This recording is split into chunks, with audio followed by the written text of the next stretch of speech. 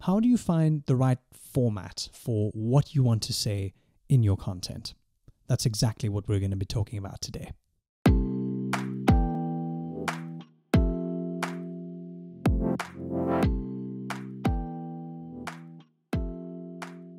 Hey, and welcome back to The Humble Pie. Nice to have you with me, where it's all about storytelling, learning, staying curious, staying human, and staying humble when it comes to building your audiences, building businesses, and life.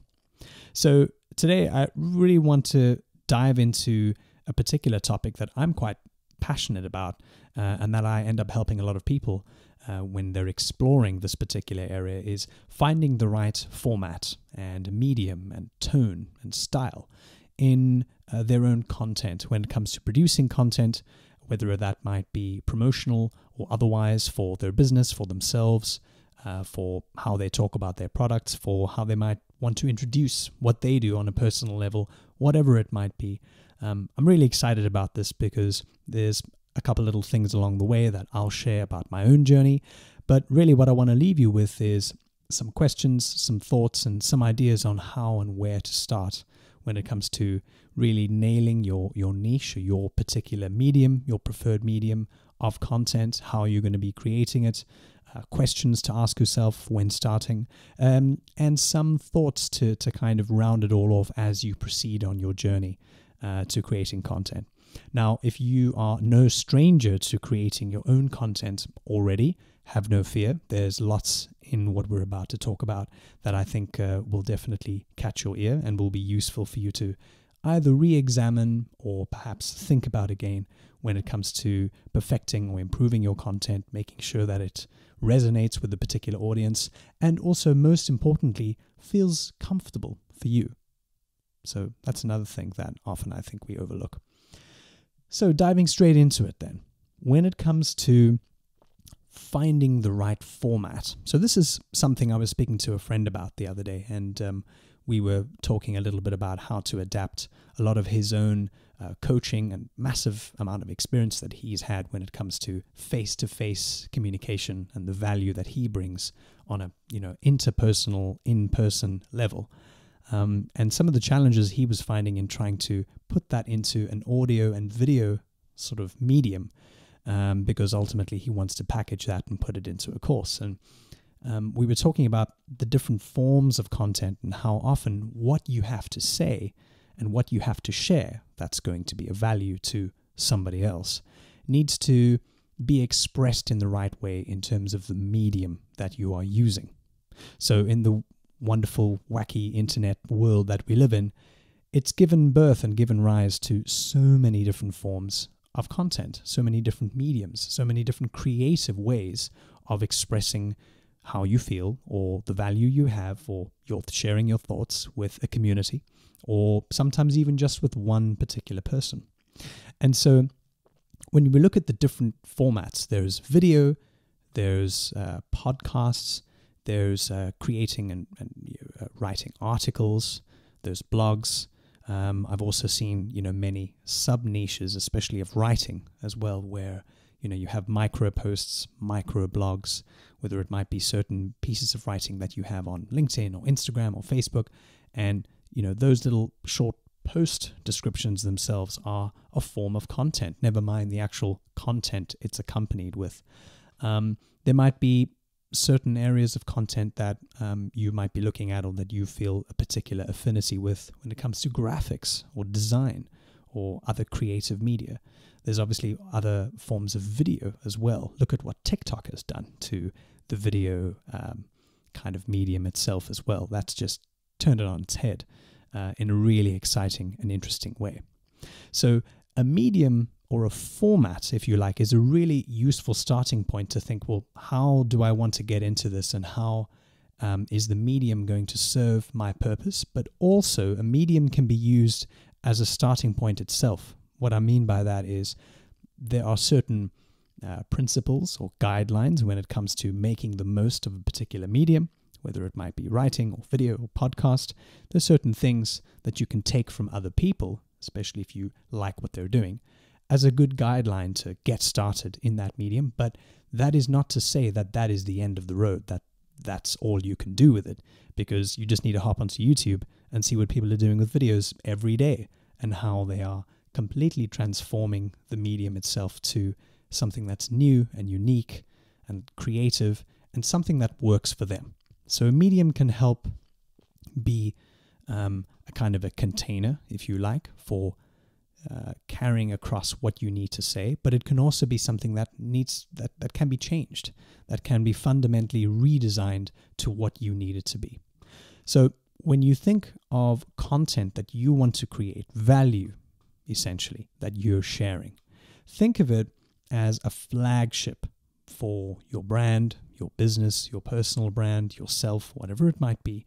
And what you say and what you share with an audience or with one particular person, whomever the intended audience might ultimately be, what you say is a manifesto, it's a representation, it's a sample of who you are.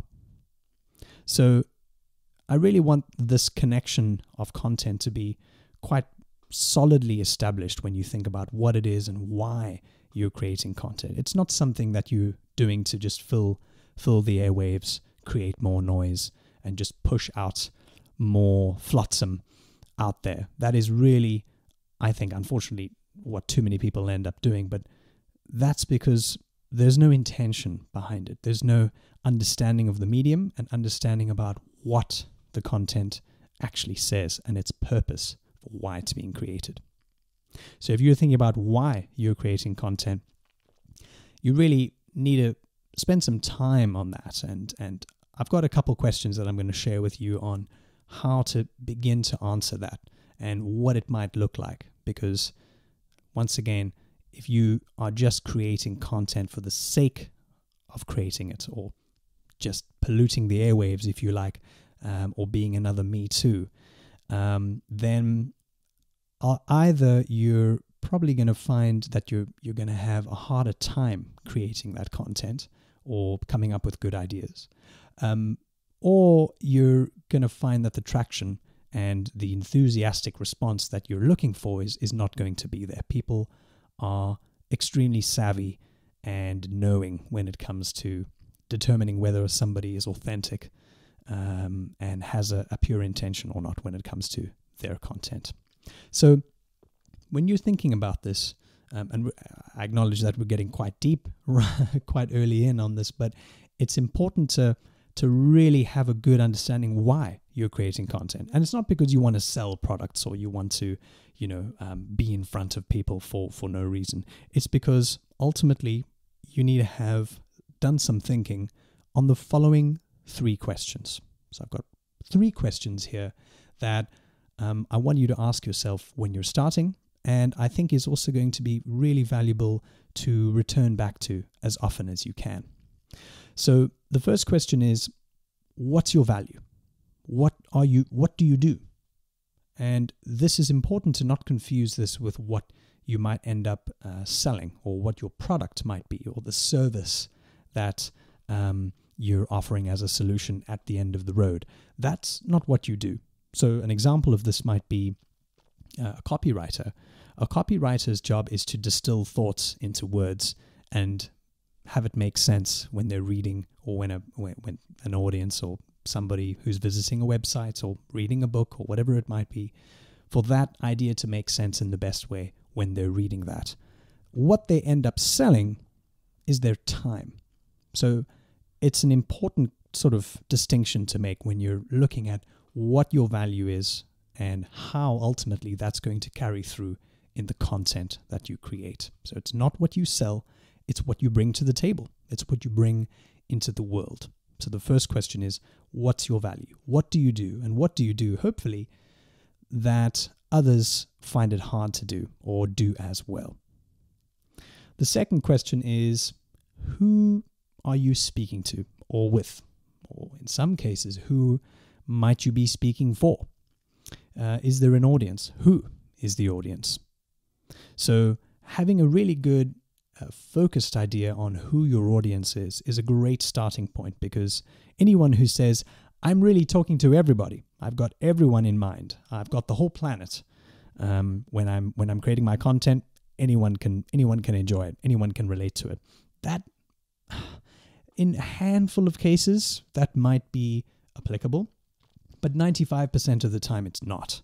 And even if it were, I don't think that it's a particularly good content strategy as far as an audience or the perspective of the viewer or the content digester, if you like, because nothing feels like it's meant for them. It doesn't feel like, if it's too broad, it won't feel like it's going to hit home. It's not going to feel like it's something relevant that was created for me, that's speaking to me.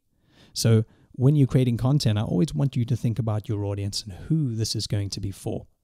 Often when it comes to, I remember in my own earlier days, I was doing a radio internship and at a radio station in Cape Town, and a great piece of advice that one of the long-term presenters gave me when I was busy, just fooling around on the mic, was when you're speaking on the mic, when you're speaking to somebody, when you're presenting something, and you can't see them, like in this case, I can't see you, I can't hear you, but I'm still speaking to an audience. When you're doing that, envision that you're speaking to one person, one particular person.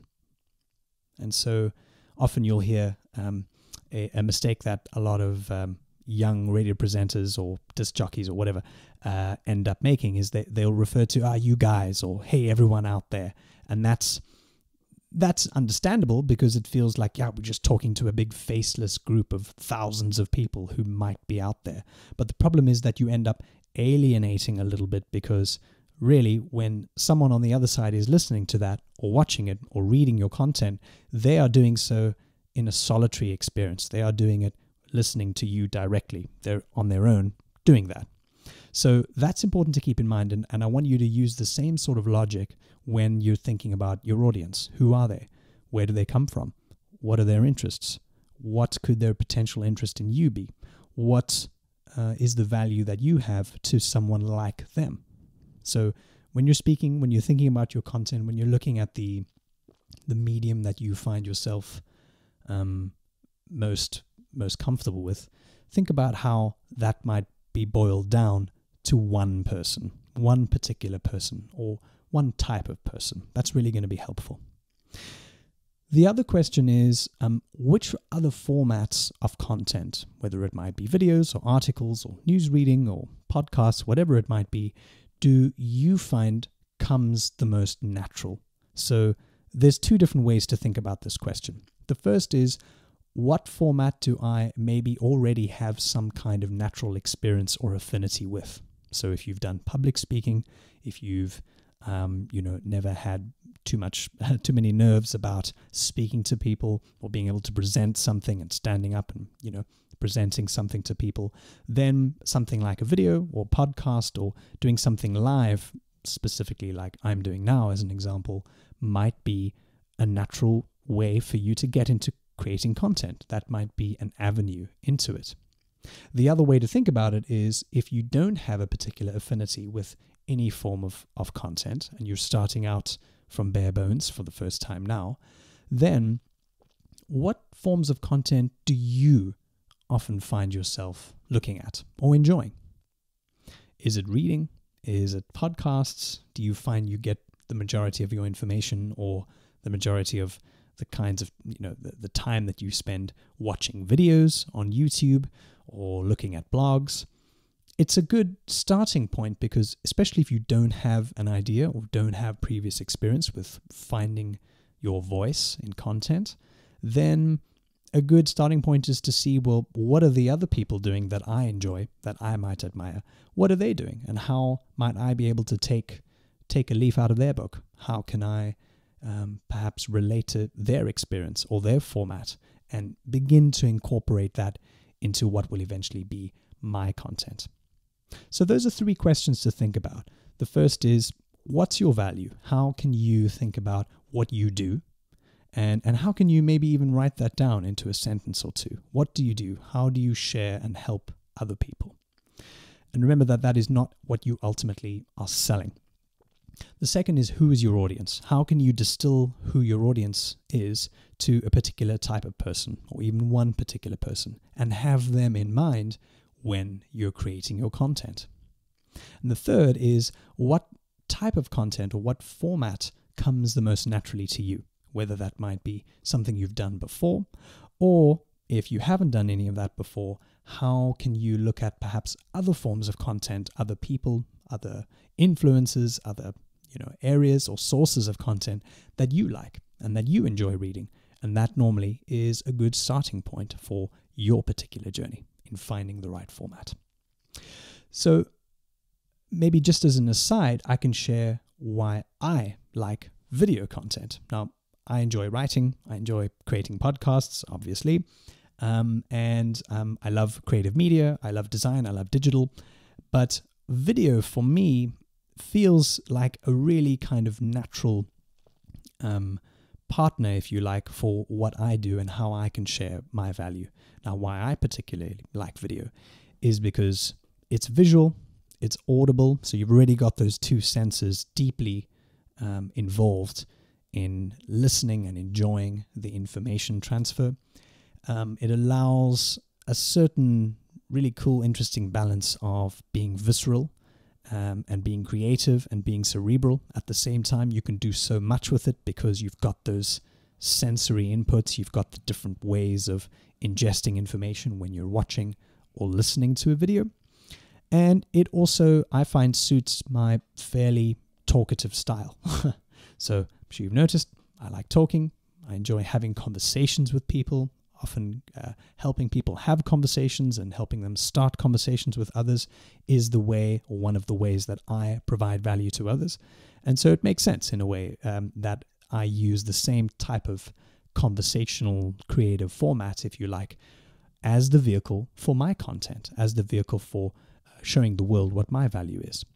So that's why I like video. That might resonate with you in a number of ways, but particularly for me, I enjoy that as a way to stay consistent with my content and stay, at least for me, visually interesting and challenging. There's always a challenge when it comes to creating a video or a podcast in this sense. There's always something that you've got to get right. It's not completely effortless every time. You've got to get the lighting right. You've got to get certain pieces of gear in the right kind of order. You've got to get it set up correctly. It's got to look a certain way.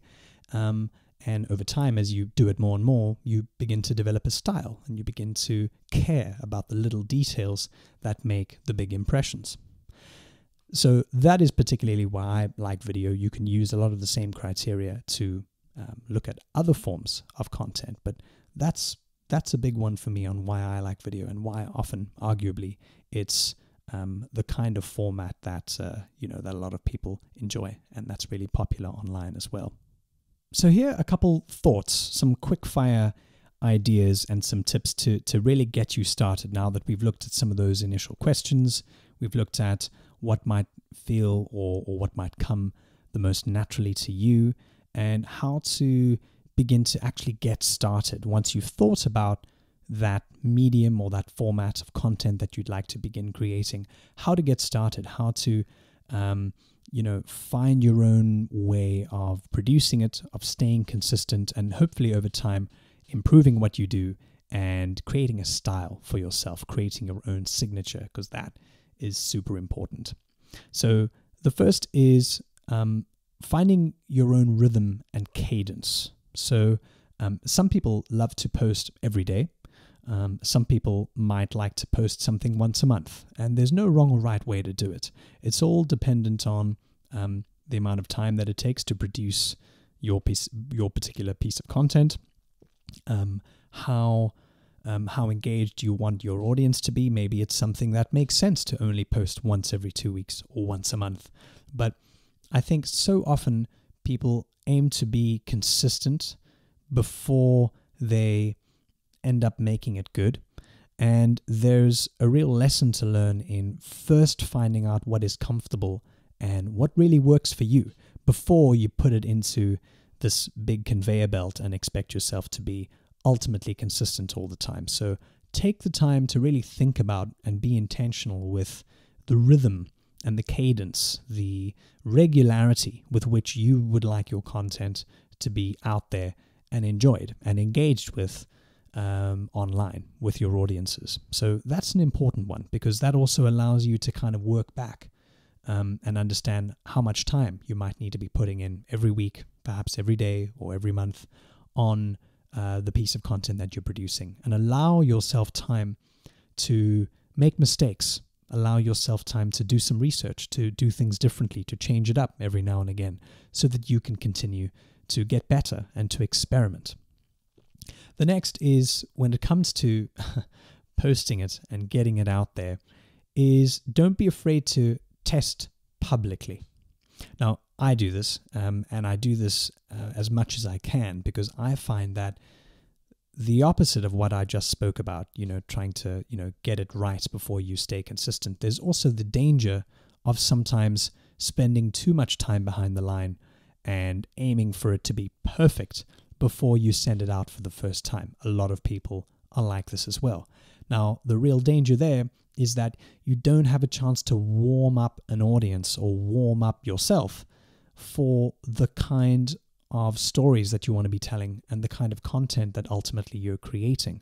Because if it's always going to be unpublished because, okay, I'm going to do that again, or no, I need to edit that, or I could do that one again, then it's never going to see the light of day, which means there's never going to be any engagement or testing or trying it out, right? So try to not get in your own way, and feel free to do what so many other people do, which is to publicly test, right? When you're sending something out, it's not the ultimate, kind of be all and end all of everything you ever wanted to say, and you're going to be judged from here on out on that one piece of content. The beautiful thing about what we have in the social media age, and the fact that you get so many different content creators, is that one day you put something out, the next day, most likely, people are going to forget about it. So don't worry too much about what people might think, because chances are they are having the same issue. They're having the same thoughts. So there's no way to lose if you're able to just get started, test, put something together, put it out there, and have that as the ultimate opportunity to improve, to get better, to get feedback. Also, when you're starting out, another thing to keep in mind is that, especially if you might have a couple references that you particularly enjoy, or perhaps there's a podcast out there or a video or a style of writing that in the beginning you find yourself copying or perhaps emulating quite closely, it's okay. It's okay to do that, because having output, creating something, is more important, once again, than feeling that you're just a copycat and ending up just, not publishing that, or, that's a little bit too close. I'm going to start again. Now, there's no rule on this. There's no copyright on a particular style. In fact, that is how internet culture and so many other micro niche forms of content get born in the first place. They rip off, or they reference, or they borrow, or they copy from others. So it's okay to do that. In fact, I'd almost encourage you to do that. So don't think that being a copycat, at least in the beginning, is something that should stop you from creating content or embracing a particular format. It's okay to do that. It's okay to copy. Go from there. Test it out, improve, do it again, copy it again, and keep going.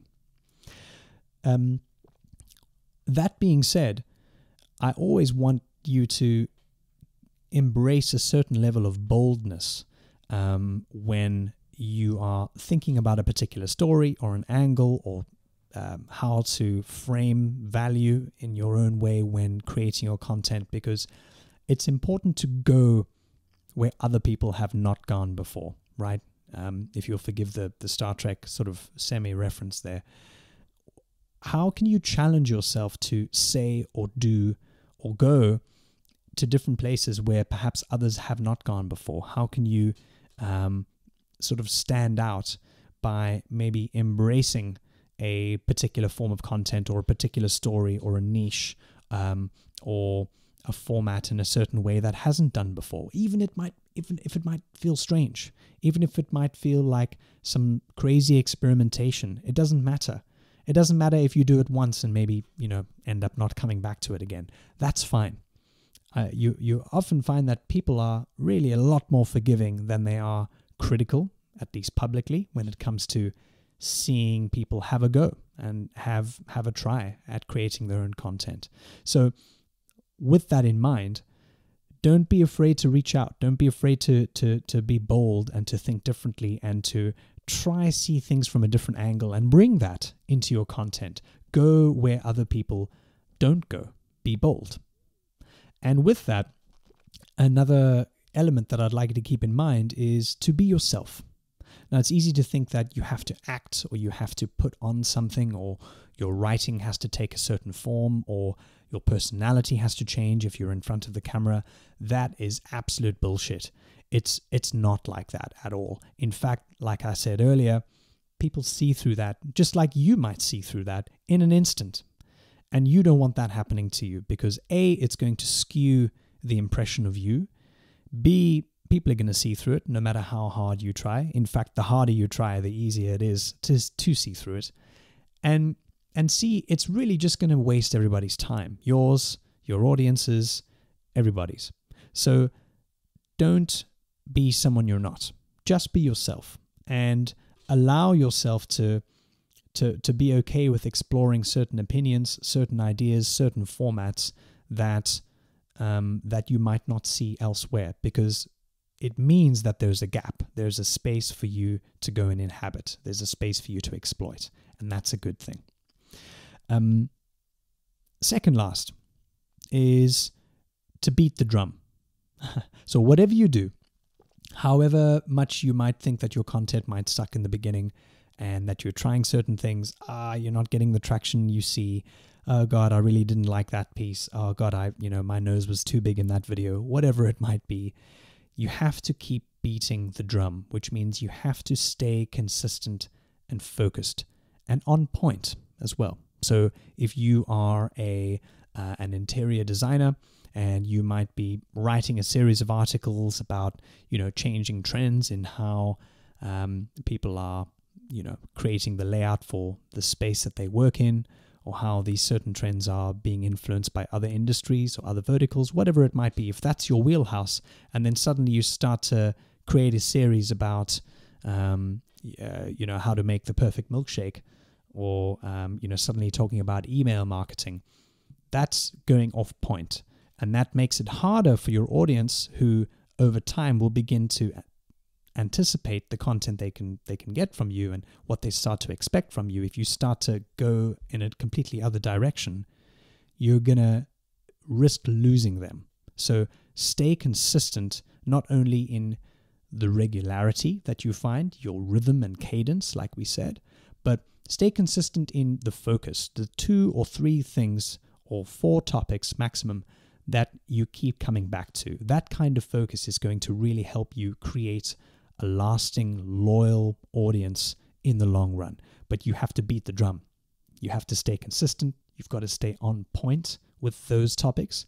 Try not to stray too far outside of that area, and keep going at it. Keep going. Keep your consistency up. And the last one is never stop checking out what's out there. Never stop reading and learning and improving and finding ways to improve your own craft.